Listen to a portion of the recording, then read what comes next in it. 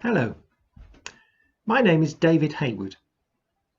Before I was ordained as an Anglican priest, I worked as a teacher in a secondary school, and during my 30+ years in Christian ministry, I've frequently taught courses in Christian education.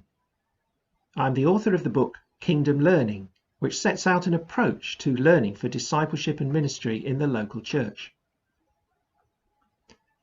One of the questions that frequently arises when I teach Christian education concerns the role of the Holy Spirit.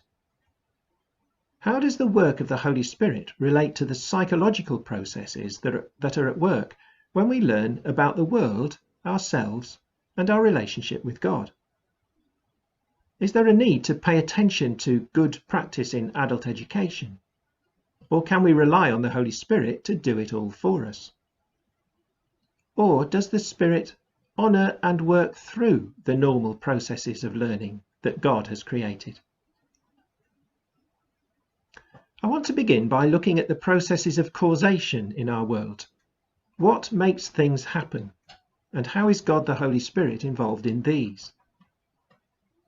There are two patterns of causation that we are all familiar with. We see the first in the world of nature, from stars and planets to volcanoes and mountain building, plant and animal life. The natural world is subject to a complex matrix of cause and effect. Stars and planets obey the laws of physics. The world's tectonic plates move and mountains are built. Plants and animals respond to the conditions of the world around them and the patterns inherent in their DNA. Human beings produce too much carbon and the world's climate changes. The second pattern of causation we all experience is the world of human actions. People do things for a purpose to accomplish their goals.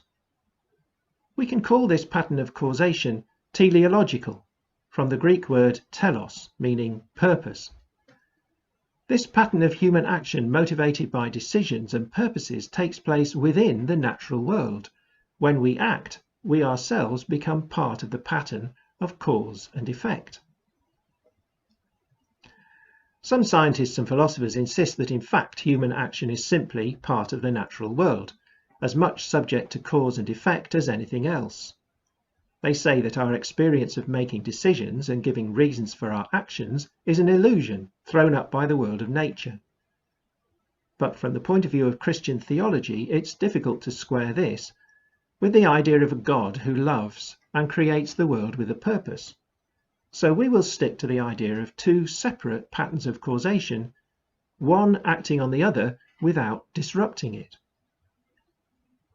Having got so far, we now have to realize that the Bible reveals a third pattern of causation, that of God acting in the world. As creator of the world, God not only sets natural processes in motion and continues to sustain them, he also acts in the world of human beings. But just as human beings act in the natural world without disrupting the nexus of cause and effect, God acts in the human world without overriding our power of choice and decision-making. There's a story in 2 Samuel about what happens when David commits adultery with Bathsheba and arranges for her husband Uriah to be killed. Nathan the prophet tells him that as a consequence, there will be continual strife within his family. And this is what happens. His son Amnon rapes his daughter Tamar. Tamar's brother Absalom murders Amnon and then leads a revolt against David. Right at the end of David's life, another son, Adonijah, leads a revolt against his designated successor, Solomon. Clearly, God is at work as Nathan's prophecy is fulfilled. Yet, God is hardly mentioned in the story. God's purposes are fulfilled even though everything that happens is the result of human motivation and human action. The book of Ruth is another story of God at work in ordinary human actions. Ruth decides to return with Naomi to Bethlehem out of loyalty to her mother-in-law. Once there, she just happens to go to work in the field owned by the wealthy and upright Boaz. At harvest time, Ruth breaks with social convention to provoke Boaz into offering to marry her. The outcome is that they become the ancestors of King David. It's an ordinary story of human life, but in the background is a clear sense of the providence of God. When Boaz first meets Ruth, he commends her on coming to shelter beneath the wings of God. And when she meets him again at harvest time, she asks him to extend the wings of his cloak over her as a sign of his protection. Boaz's care of Ruth is a sign of God's providential care. The prophet Isaiah boldly proclaims that God has raised up the Assyrian Empire as a means of punishing his own people, Israel, but that when he has finished his work, God will in turn punish the Assyrians. Later, Isaiah of the Exile declares that God is raising up King Cyrus of Persia to accomplish his own purposes. Cyrus thinks that he is acting for his own reasons and purposes, but in fact, he's being used to accomplish God's. In chapter 55, Isaiah speaks of the word of God being like the rain or the snow that water the earth. His word will accomplish that which I purpose and succeed in the thing for which I sent it.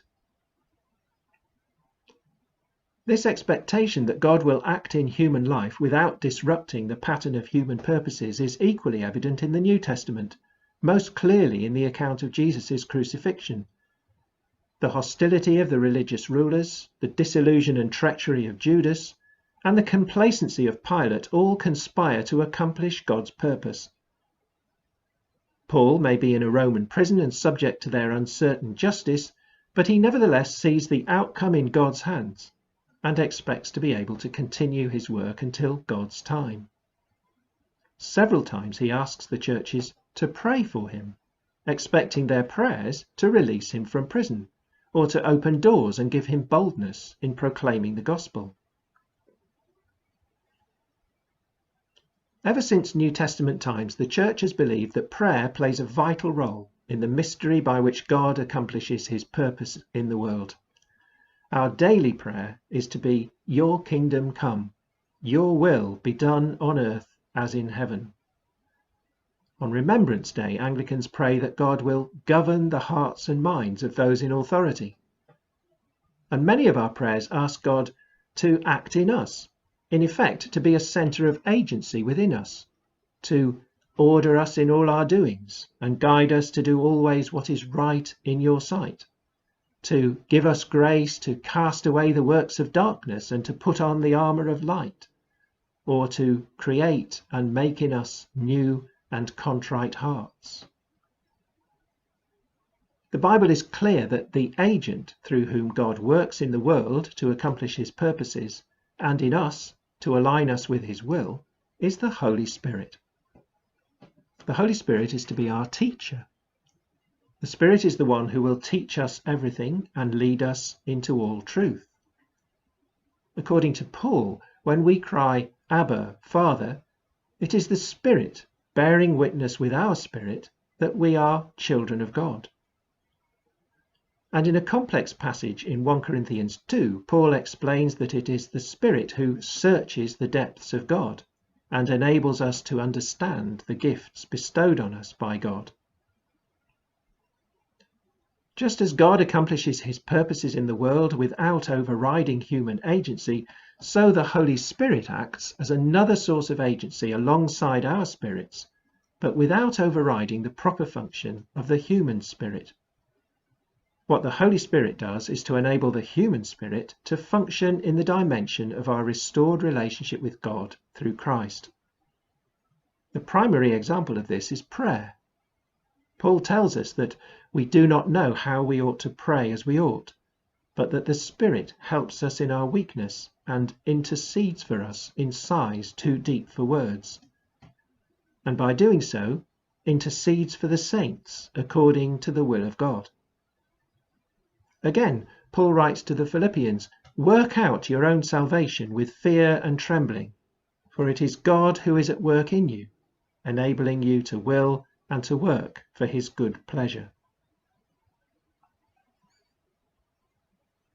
What meaning can we give this language about the human spirit? The Bible talks about spirit, soul, and body. These are not three separate entities, but integrally related. We know that the state of our body affects our emotions and wills, and that our states of mind affect our bodies. The spirit also affects and is affected by soul and body. We can think of the spirit as the deepest element of our personhood. Perhaps we come closest to it when looking into the eyes of a newborn baby. A baby has none of the psychological defenses that we quickly develop as we grow. Looking into the baby's eyes, we catch a glimpse of the mystery of personhood. There are at least three ways of connecting the idea of a human spirit to what we know about psychology. First, there is the idea of the knowing subject.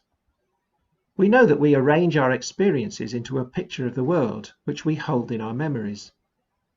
But who is the one who is the subject of these experiences and arranges them into a coherent picture? Then there is the idea of the agent, the one who makes decisions based on purposes.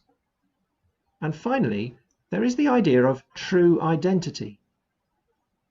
We know that identity is a construction, a set of masks that we put on and take off for changing circumstances and different groups of people. But who is the real me, the person behind the mask? Somewhere in the depth of our personhood there is a subject, an agent, an I, that we don't really know, but might just be the real me. Of course, many philosophers and psychologists deny the significance of all these. They don't like the idea of a little person inside us beyond the reach of naturalistic explanation. They treat the sense we all have of being a knowing subject and a personal agent as ephemeral, something thrown up by our perceptions but ultimately unreal.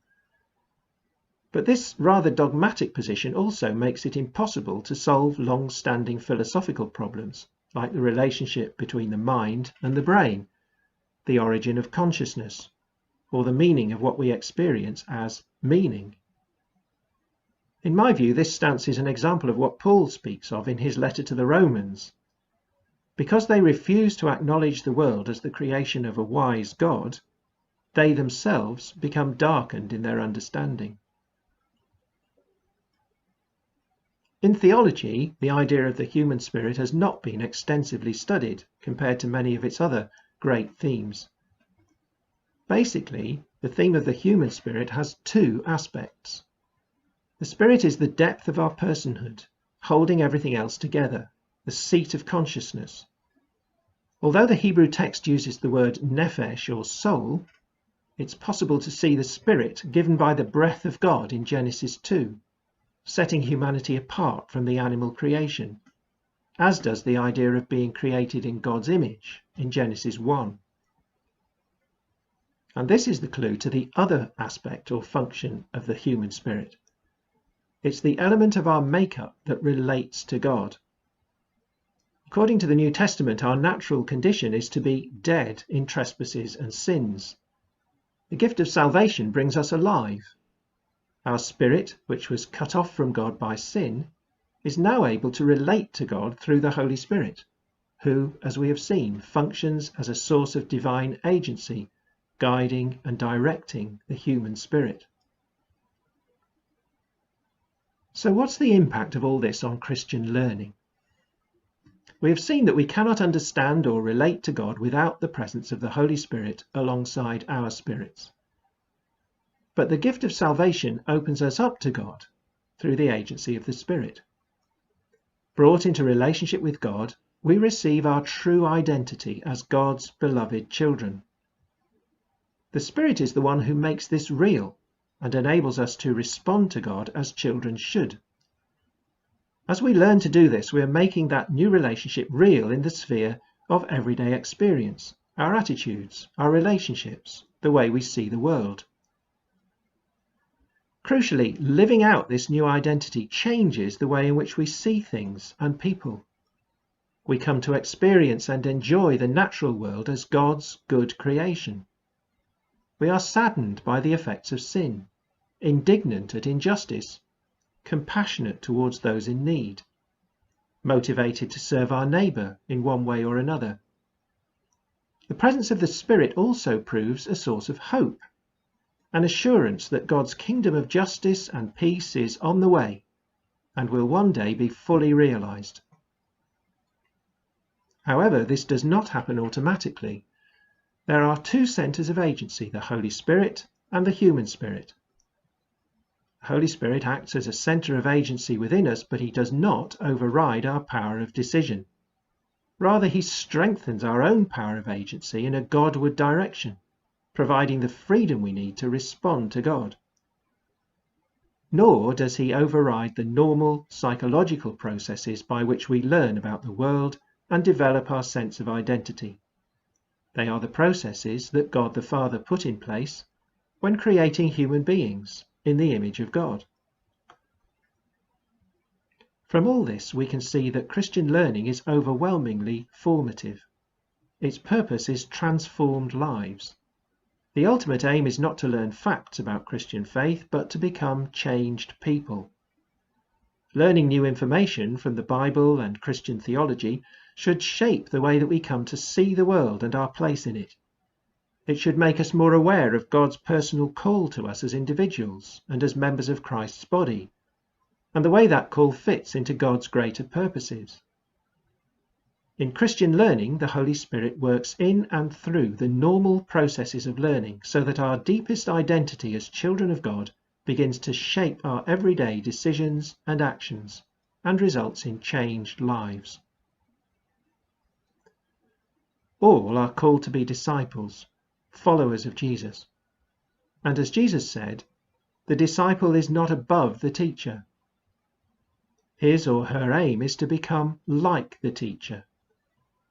A disciple is a learner, one who makes use of the natural capacity to learn given to us in creation, but guided and empowered by God's Spirit.